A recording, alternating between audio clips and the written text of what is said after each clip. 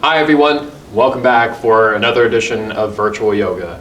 I'm your instructor Mike, and I'm happy to have you all with me and watching this particular class. And for our Yin Yoga class today, I was thinking about doing a spine series. And this whole particular series is going to focus on the lumbar spine. This is the lower back. And roughly 80% of us will end up having back pain at some point in our lives in this particular area, in the lower back. That's one of the reasons why I wanted to focus on this, just to make sure that we're staying loose and staying on top of this so that we don't have to deal with that pain, or we can alleviate it if it is happening to us. But before we get started, a few things that I always want to remind you of. With this practice, Yin Yoga, we're stretching and holding poses for a while, roughly 3 to 5 minutes with each individual pose, maybe more, maybe less, just depends on how we go about this. Times are arbitrary and subjective. If your better judgment tells you to come out of something early, let's say 2 minutes in, you feel like you've had enough, that's fine. You don't have to hold the pose the entire time. What I advise you to do is just listen to your body, right? Listen to the experience that you're going through and determine from that whether or not you should or should not hold the pose for longer or less. But with that, let's go ahead and get this started. And we'll begin in a comfortable position. That could just be sitting on the floor, sitting cross-legged. It's called Siddhasana, in case you're curious to know what it is. Other options, though, you could lay on your back if you'd like to. If you're close to a wall, I actually would recommend resting your feet up the wall, just laying on your back, having that feet up the wall for an incline. And the reason being is it helps slow the body down a little bit more so because of all the inversion that comes with it. When you have your legs up the wall, the blood that normally collects in your legs just with gravity, all that blood will run up into your torso, up to your organs, and it's a really rejuvenating feeling. It's essentially just getting like new blood back up into your body. So if you got a wall, go ahead and rest your feet up it. But if not, laying down is totally fine. But close the eyes. Nothing to see at this point, just more to feel and pay attention to. I want you to pay attention to your breath and breathe low in your belly, low in your diaphragm. If you want to double check if you're doing this correctly, place a hand on your stomach below your belly button. You're going to feel the stomach expand. When you take an inhale, it will contract when you take an exhale. And this is belly breathing. It is the breathing technique that I recommend for this sort of practice because it is a slower paced practice. We want to slow the body down, and breathing low in your diaphragm will help with that. Slows the heart down, slows the nervous system down, it slows the mind down.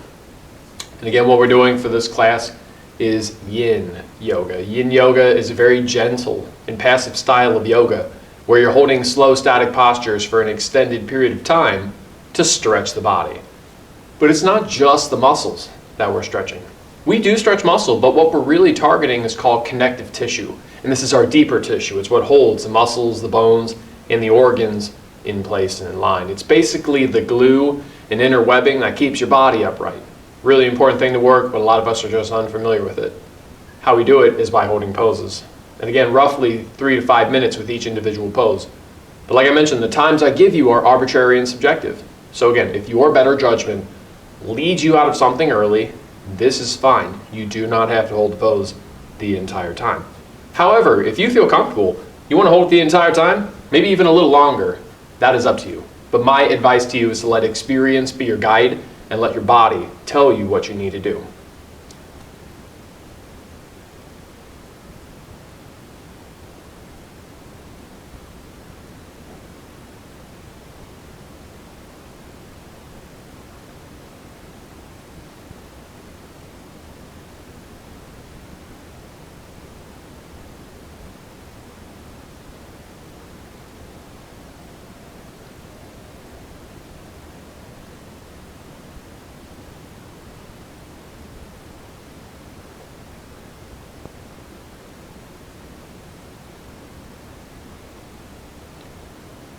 When you're ready, you can go ahead and open your eyes. And we'll start our practice off loosening up the hips and the spine. So that means laying on your back. I want you to bring your knees up to the chest.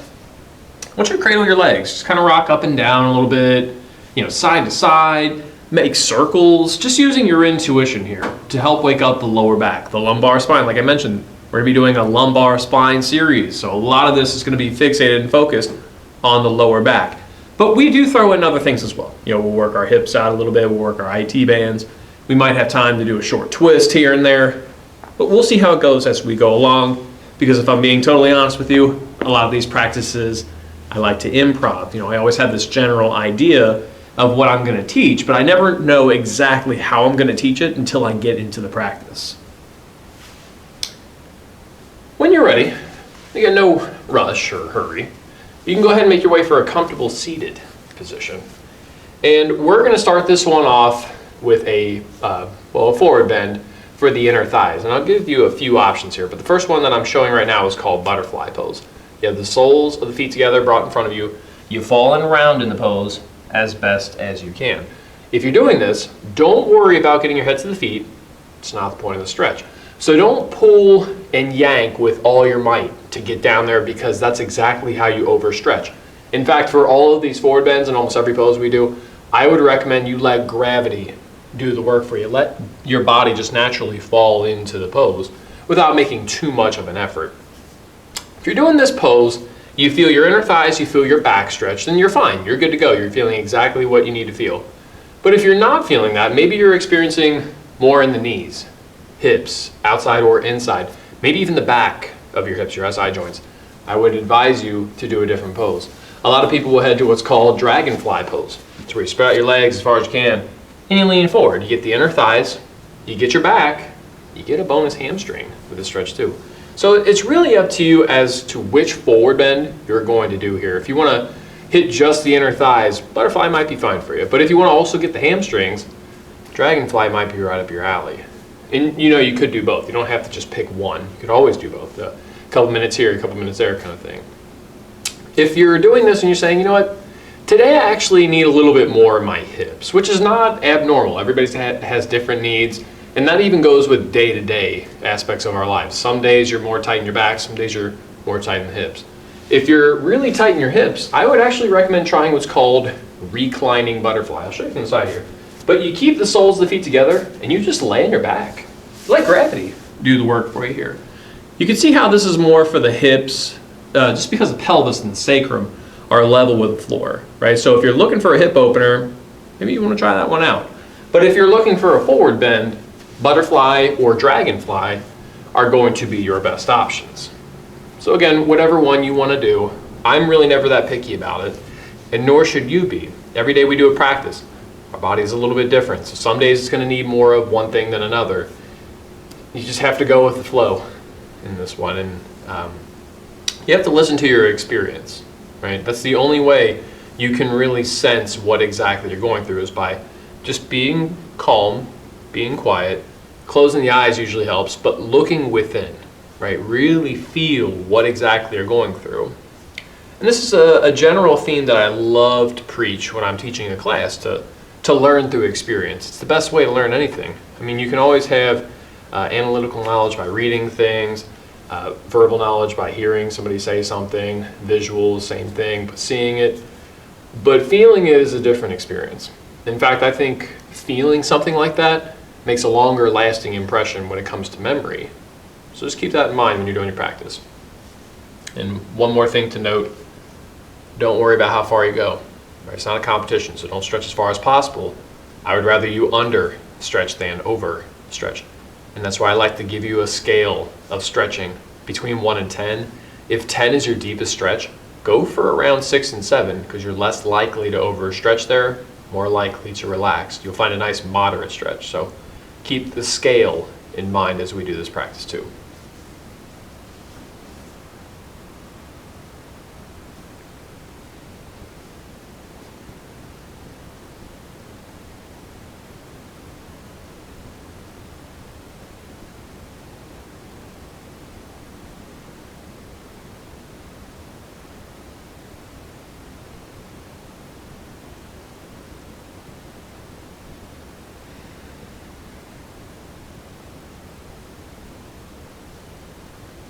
Go ahead and take a few deep breaths, and when you are ready, there is the time for it. Use your hands to push yourself out of that forward bend. You can go ahead and lean back and lay down. If you're already laying down doing the hip opener, already where I want you, you just bring the knees together, extend the legs out, and just lay down. All right, take a moment here. do your best just to feel what you went through, right? Close your eyes, lay here for a minute.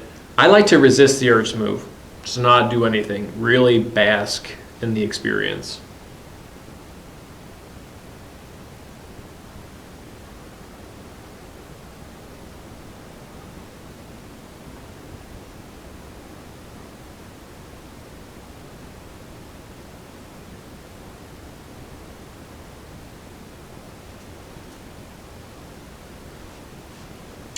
We're gonna stretch our hamstrings next. And if we're doing a spine series, I would like to do this with one hamstring at a time. And the hamstrings, just so we're all aware of it, it's the back of our leg, right? From glutes to knee on the back upper half of the leg.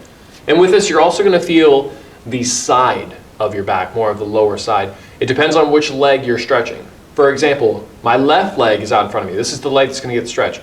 I'm gonna feel the stretch of my back on the lower right side. Right, because there's going to be a crossover effect going on here. This pose is called half butterfly. I have this one foot in towards the groin, I have one leg extended out. What you do with this opposite leg is up to you. Right? This is just the preferred option that I usually go to because my hips prefer it. Now if you're doing this and you're saying, it kind of like hurts this knee or this hip, again, the leg that has nothing to do with the pose, maybe you just try a different pose. Some people will head to what's called half frog. Take the opposite leg, turn it in. Same deal, lean forward. I don't do this pose though. I'm sitting here, not even bending forward, feeling knee and hip pain. So I don't do that pose ever. But there are plenty of people out there, because the way their hips are shaped, are going to prefer that particular option. So just keep that one in mind. Right. And if all else fails, you can just do a dragonfly pose. Both legs out, just lean over the one leg that you're going to stretch. So whichever one you want to do, right? No right or wrong on this. It's something I like to remind my students of. There's no right or wrong. There's no absolute one way for everybody to do this, because we all have different bodies. We all have different skeletal structures. That right there is the key in understanding why we do things differently, especially in a yoga practice. So don't worry about what you look like. Just worry about what you feel. And again, the feeling that we should be experiencing is a broad stretch to the back of the leg, broad stretch lower side of the back. If you can grab your toes, go for it, because you can get a bonus calf and Achilles tendon stretch, right? That's the back of the shin, back of the heel. That is extra, not a requirement. But a lot of people, when they're like, I'm already in the area, I might as well just get the stretch, right? Just keep that one in mind. Lots of ways to do these things.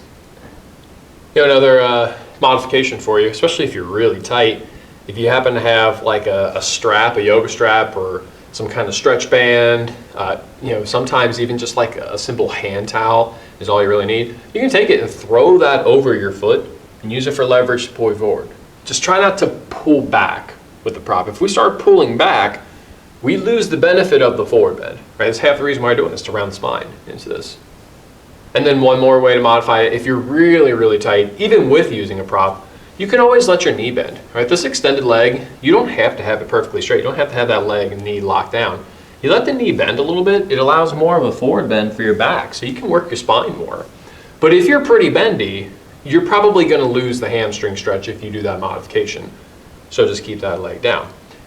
But one last modification I can give you, taking the opposite arm of the hamstring stretching and trying to round into it to really target your oblique and side body. So again, for example, my left leg is out in front. If I take my right arm and round over, it really targets the lower oblique on the right side of the body. Again, whatever your body's calling for, do that. And you may have to experiment.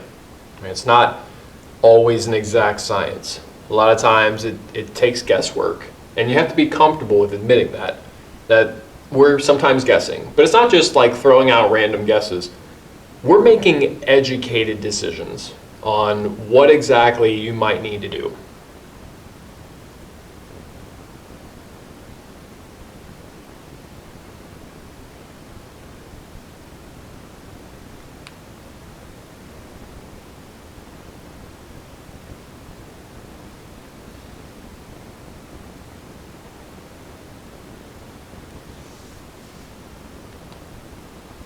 Go ahead and take a few deep breaths, and if you're ready, there's your time. Just use your hands. Slowly pushing out, lean back, lay down, take your time. All right, we're going to take a minute off here to relax And then we'll get the other side, so no rush to go there. Again, while you're here, feel the difference between the two sides, right? I am so sure that the two sides feel different here.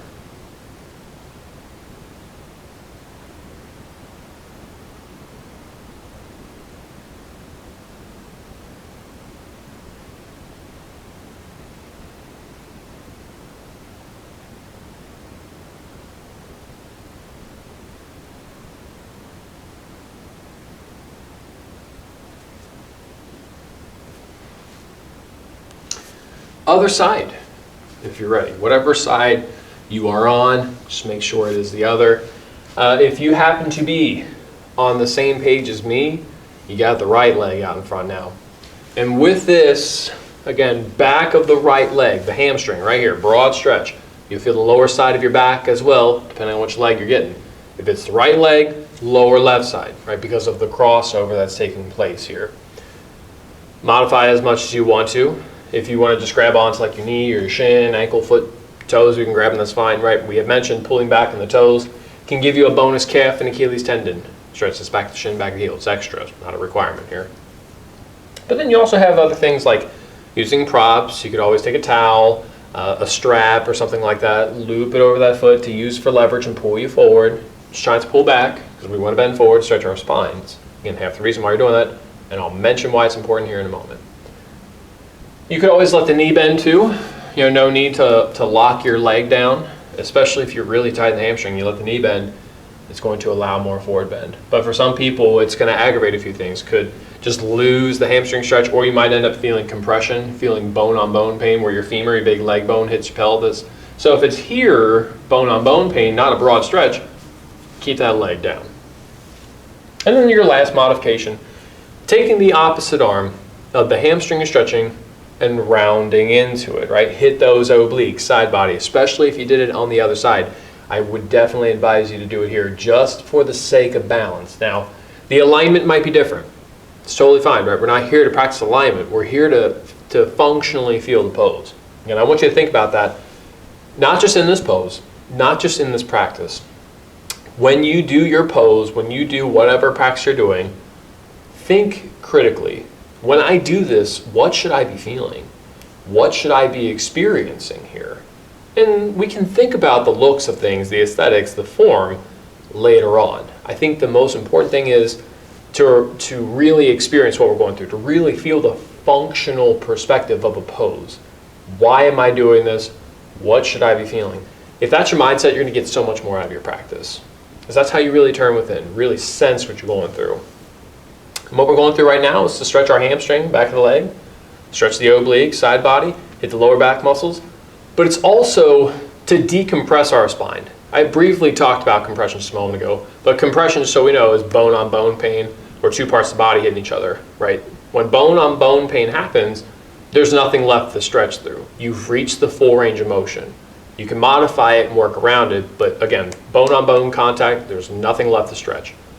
Decompression, though, is when you're pulling bones away from each other. So that's actually what you're doing right now to your vertebrae in your spine. You're creating space in between each vertebrae. And it's so important for us to do this. As we age, with sedentary lifestyles, if we just stop moving, our vertebrae in the spine, because of all the connective tissues around it, they start tightening up.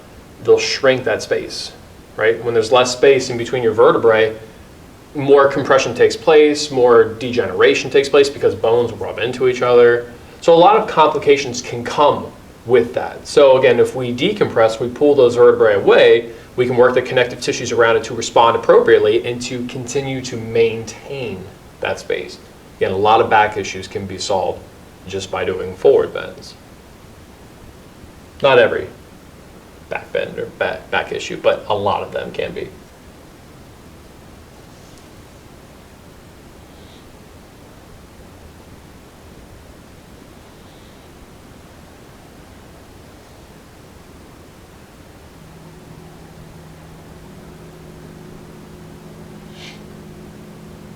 Go ahead and take a few deep breaths, and if you're ready, there is your time. Just real slow. Use your hands, push yourself out, lean back, lay down. Once again, take your time getting there. Close the eyes for a moment. Bask in the pose. Just observe what you went through. And in a moment, we'll get into our IT bands. We'll start doing some hip work here shortly.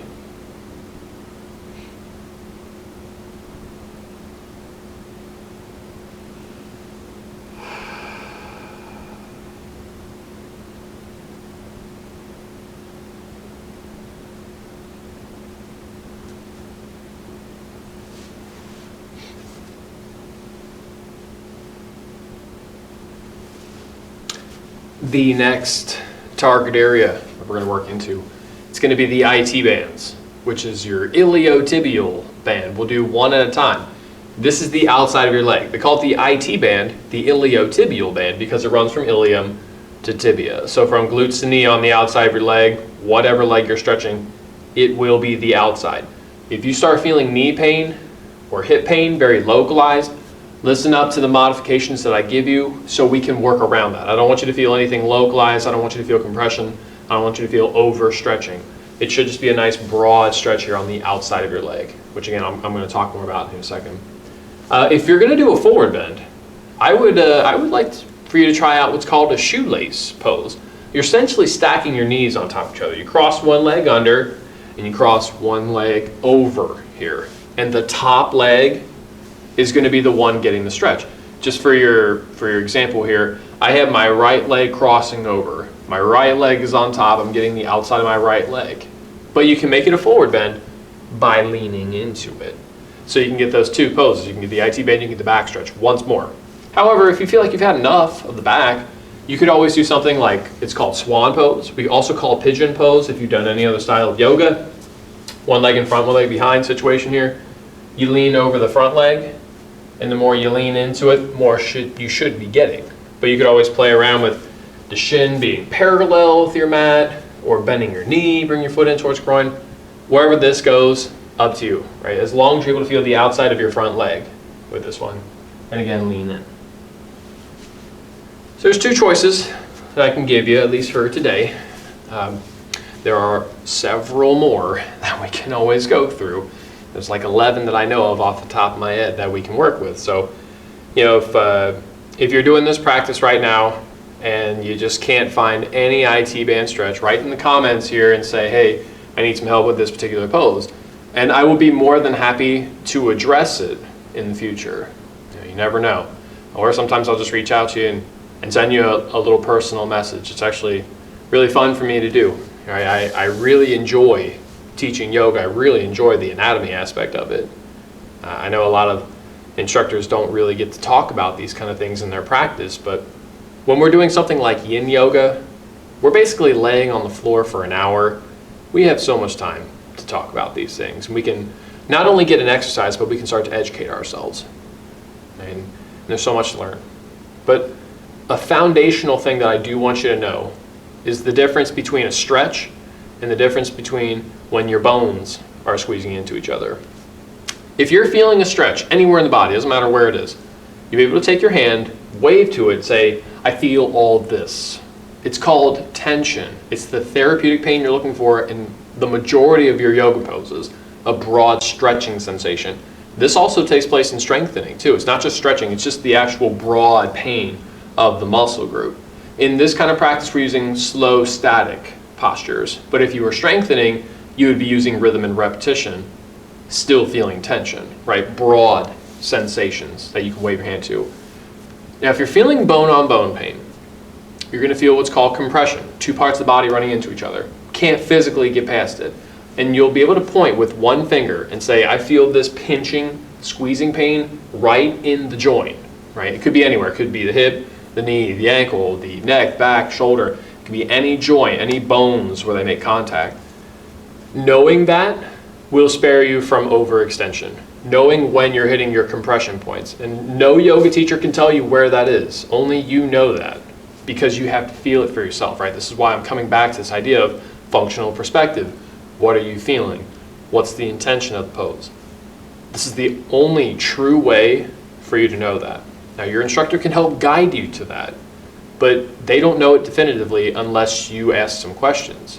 But whenever somebody asks me for help, the easiest way for me to know what you're going through is by asking you one question. It's where do you feel it? Where do you feel it? And if you say, I feel it here, and you wave to where I want you to wave, I'll say, yeah, you're fine. But if you say, no, it's here. It's here in my hip. It's here in my knee. Or I just don't feel it. Then we'll say, okay, well, let's rethink our game plan. Is there a different pose we can do? Is there a different way to do this pose? Is there a modification that we can work with? Is there a prop we can use? And from that, we can learn through experience what way will work for you today and maybe for the future.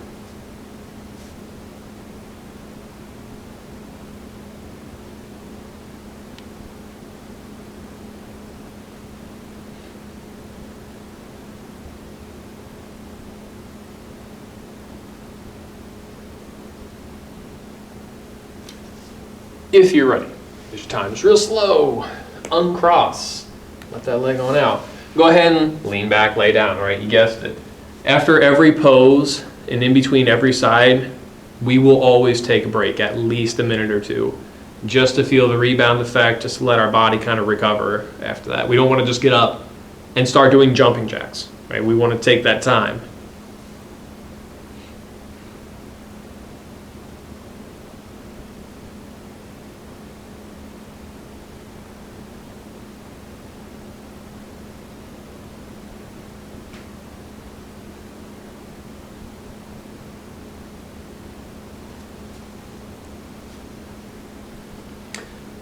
Other side, if you're ready, whatever side you're on, whatever pose you're in. I did suggest shoelace pose. I'll demonstrate it again, but if it doesn't work on this side, it's not abnormal. You might get here and just notice that like it's my knee or it's my hip or I just don't feel it. If that's the case, listen up to the other pose I give you. But a shoelace pose, you're essentially stacking your knees on top of each other. You have one leg coming under, you have one leg crossing over. Outside of the top leg is going to get the stretch. It'll be a broad stretch right there on the outside of the top leg. If it's knee or hip pain, listen up here, so I'll give you another pose. But shoelace pose, again, generally just leaning forward outside the top leg. I did recommend swan pose, which is also known as pigeon. It's one of those fail-safe poses. Almost every single person will feel it with some modification and variation to it. Outside the front leg, getting the stretch, and broad stretch here. You lean forward. Hands, elbows, head on the block. If you got it, head on the floor if you're there. Front leg could be parallel with the top of your mat. Imagine I had a mat here. If not, though, you could always bend your knee and bring your foot in close to the groin. Back leg, something else you can play around too. A lot of people want to have the back leg straight behind them. A lot of people want to bring this back leg around them to the side. It just changes the angle of the pelvis when that back leg comes around, or whether it's straight behind you.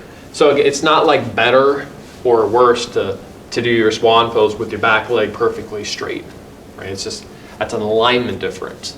And everybody has different skeletal structures, so we're never going to align the same way, ever, in any pose, any practice, no matter what it is. And knowing that will spare you from so much disappointment.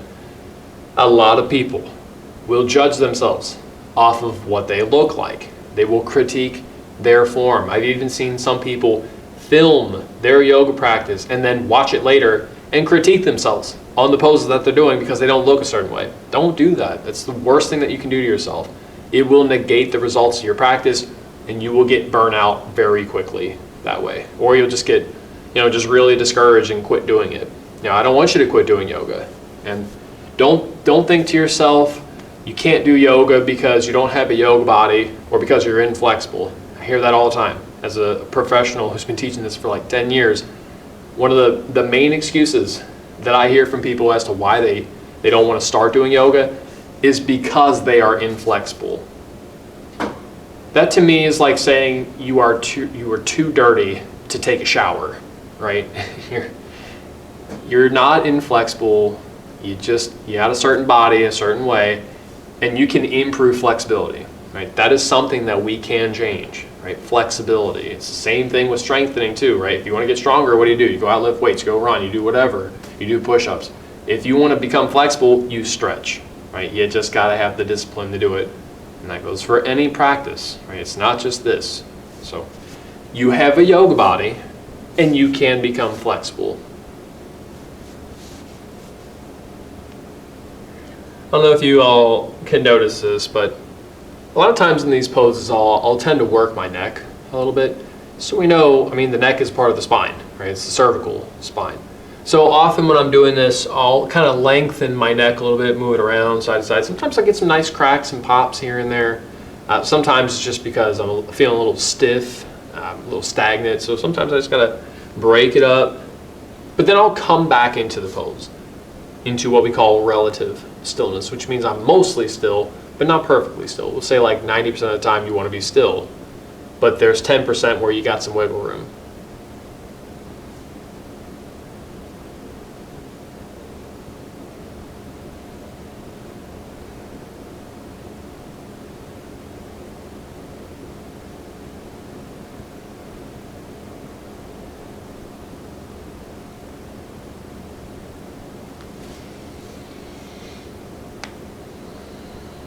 If you're ready, there's a time.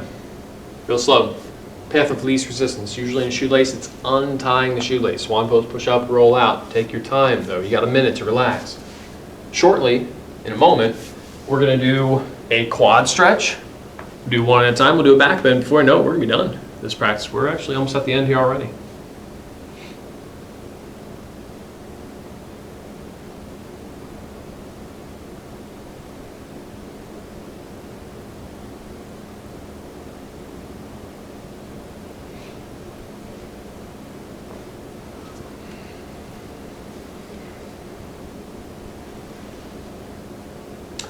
The quads are coming up next, and just for our knowledge, the quads are the upper thighs, right? The front of your legs. Really, really big, powerful muscles. We're gonna do one at a time. I'm gonna give you two choices. One that requires muscular effort, the other that uses gravity. Your choice, whatever you wanna do, it's up to you. But the first option I'm gonna give you is called the half bow pose. With a half bow, you lay on your stomach, and you're actually gonna grab your foot. You're gonna pull it, right? The more you pull, the more you get. If you can't grab this foot, this is where a prop comes in. Throw a towel, Pilates ring strap, whatever, over that foot, use it for leverage, pull you forward, right? Gotta get that knee to bend. We actually have to grab something. If we're just holding it like this without grabbing, you're not stretching your quads, you're flexing your hamstrings, the back of your legs. This will cause a cramp, could potentially cause even more serious issues in the future. Maybe if I have time, I'll address what exactly that is. But just so you know, you gotta grab it with something. Another option for you is called half saddle pose. You got your knee bent here.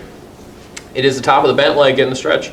The more you lean back. Start with your hands. Usually it's gonna be enough. If you need more, just keep going. Elbows gonna be the next step. And then laying on your back is the full range of motion. Just be mindful of your knee, right? If you start feeling any knee pain inside or outside of the knee, please don't push through it because you're probably gonna hurt yourself, right? And because I'm teaching, today I wanna be upright, right? I wanna be able to look at the camera. I mean, normally I can just lay down in this pose and almost fall asleep. But even here, even being on just my hands, I still feel some kind of stretch going on. Reflecting back on the scale, with 10 being the deepest stretch, I'm probably feeling more like a 3 here. But honestly, sometimes that's better for you, having that very mild stretch. And over time, you can increase it. You know, don't worry about jumping into the deepest stretch possible because you will overstretch. It is guaranteed. Happens a lot in yoga where people try to force themselves to go into too deep of a pose. And it could just be overstretching and pulling a muscle. I mean, that doesn't take long to really recover from, like a couple of weeks. But if it turns into something more serious, like you're habitually doing that and you tear something, even if it's just a mild tear, that takes time to recover from.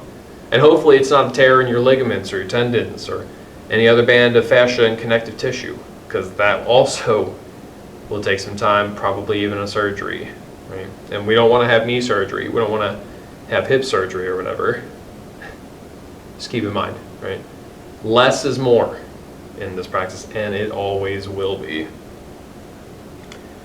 Come back to your breath. No, we haven't really talked about that lately. Some deep inhales, some deep exhales. Let yourself sink into the pose. I like to imagine that I'm melting into the shape of the pose, so let my body form into it by doing nothing. This is a paradox that we come across when we're doing a yin practice. We aren't really doing much, right? We're sitting in this pose. You could say that we're doing nothing. But even nothing is an action, right? Inaction is also an action. It's just the other side to it. And with every action, there's two sides. There's the physical the active side of doing it, there's the passive side of doing something. This is considered passive, right? It's inaction, but it is an action. And again, we're just kind of reflecting on the deeper aspects of Taoism, which is what this whole yoga practice is based off of. The philosophy of yin and yang, or yin and yang, you probably heard it called before, but it's based off of opposites, right? And there's an opposite for everything. You know, we got light and dark, positive, negative, up and down, hot, cold. You know, the list is endless. Everything has an opposite, even male, female, right? There's opposites involved. But it's not that they're absolute. These opposites actually work together, and you couldn't have one without the other. It's one of the beauties of this whole philosophy of being able to see the duality of nature.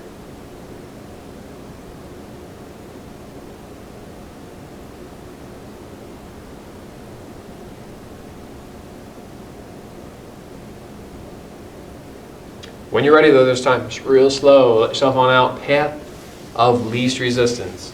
Let that leg out. Maybe just let it go. Roll away from it, whatever works for you. We'll take a minute. We'll get the other side. So no rush.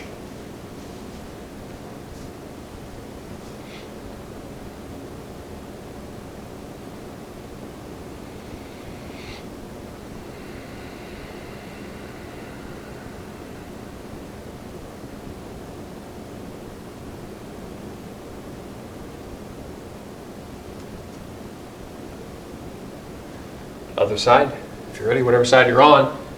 I don't think I picked the start side, so just make sure it's the other one. I did give you two poses. I gave you the half bow, where you lay on your stomach and you grab a foot and you pull it. Okay, so the more you pull with this one, more you get. Muscular effort will be required.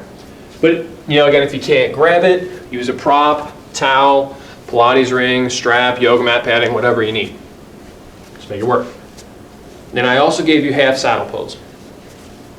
Half saddle pose, you got your knee bent. Remember, it is the top of the bent leg getting the stretch the more you lean back. So usually just starting with your hands is going to be enough, but you know, if it feels like it's too much, stay up here. Good lean all the way to your elbows or lay on your back if you want to. Just make sure your knee is fine. Any inside or outside of the knee pain, you are over stretching, right? It is guaranteed. So please, please, please don't push through that. You will hurt yourself. And I don't want you to blow your knee out in the process of stretching your quad. It's never happened to me before, but knock on wood, I don't want it to happen while I'm teaching it virtually as well. You just got to be mindful of what exactly you're going through. And this is exactly why, you know, I can never tell definitively what is best for you. I have to ask you questions. We have to dig deeper on these ideas. And you have to relay your experiences back to your instructor, because they can guide you to that. That's more or less what I am. I'm just a guide to help you get there. But if you're afraid to ask me questions or ask your instructor questions, there's only so much that they can do. Right? So don't be afraid to say, I don't know, or I need help. Right? It shows humility, and from that you can grow. And I think that's an issue for a lot of people, to admit that they don't know. But you know, to quote Lao Tzu, who is the founder of Taoism, he says, what does he say? I know that I don't know. Right? If you know that you don't know, you can find your own path. That's the whole point, is to find your path, to go on your journey. But even if you don't know, you can always ask someone, because they probably do. Someone else probably knows, because they've probably been there before. So they can help you and guide you to that next step.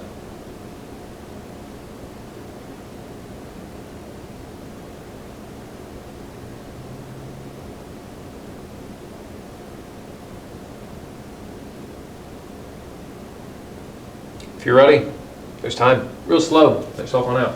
Usually in a half saddle, it's just rolling away from that leg. If you're in a half bow, you let it go.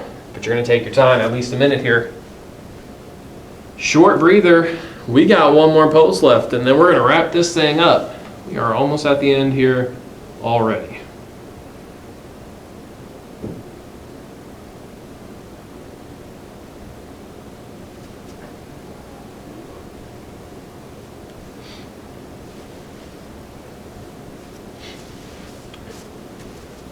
Our next and last yin posture is going to be a back bend. It is called the Sphinx pose. And the only reason why I'm showing this is because I don't have a block, which I promise I will show you the next class. But Sphinx pose, you lay on your stomach. You're going to prop up onto your forearms and your elbows, and this is the pose. Not a stretch or anything. You'll feel dull, gentle pressure in your lower back and the lumbar spine. That's all it should be, dull and gentle. If it feels sharp, you come down. Please don't push through the sharpness. You will potentially hurt your back. Maybe not today, but you could set yourself up for an injury. And again, we don't want to do that. But this is dull and gentle here. We're actually doing compression. We had talked about this earlier, compressing the spine. And again, with this dull and gentle pressures.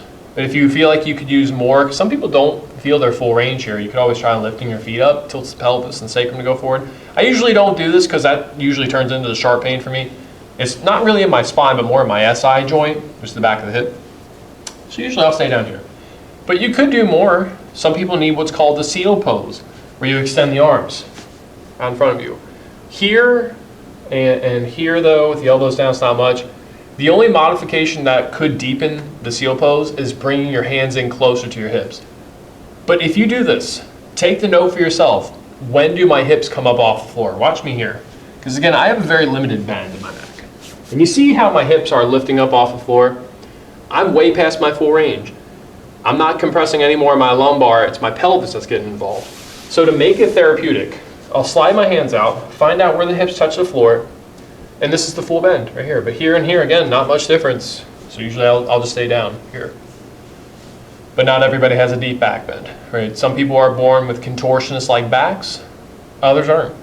That's okay, right? It's part of the reality of this, that we're all different. But everybody needs to compress their spines. And everybody asks me, because we had talked about compression earlier being a bad thing. Compression inherently is not a bad thing.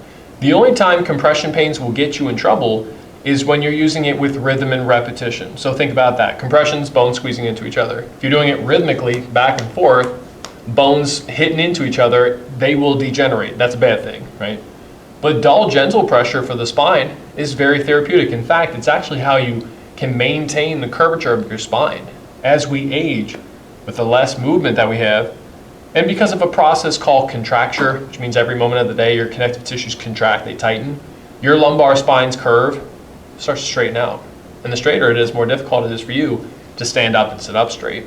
So we do this curve, we do this extension with the back, and we maintain that curve. Right there is why we do it. It will spare you from a lot of back pain just by maintaining your posture. And it's not just by sitting upright. It's also by doing a yoga practice, by doing yin specifically. It can really, really help with that.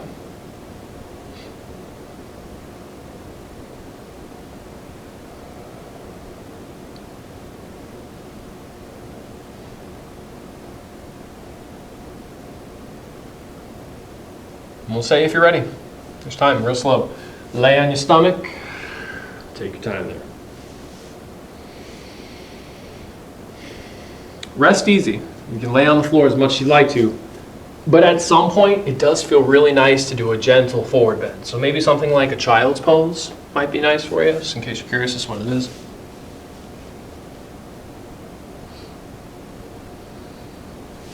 If you wanted to though, you could lay on your back and cradle your legs. That's a forward bend too. I like to do a squat pose. If you're curious to see what it is, this is the pose. But you gotta make sure, again, knees are fine. Any knee pain, don't do it, right? It's not therapeutic for you to push through it. It's not inflexibility, right? There's just limits to our ligaments and to our tendons. And if we start going past those limits, that's when injuries start taking place. So again, you gotta be mindful of anything that feels like it's localized stretching. Localized stretching is overstretching. Could take place in any joint. A lot of times it happens to be the knee, though. You're not inflexible with it, right? It's not a sign of inflexibility. If it was inflexibility, it would be a broad stretch. There'd be a couple of things going on here. It would probably be your quads, potentially be your quads. Might also feel, though, your Achilles tendon, the back of your heel right here. If it's tight, you'll feel that stretch.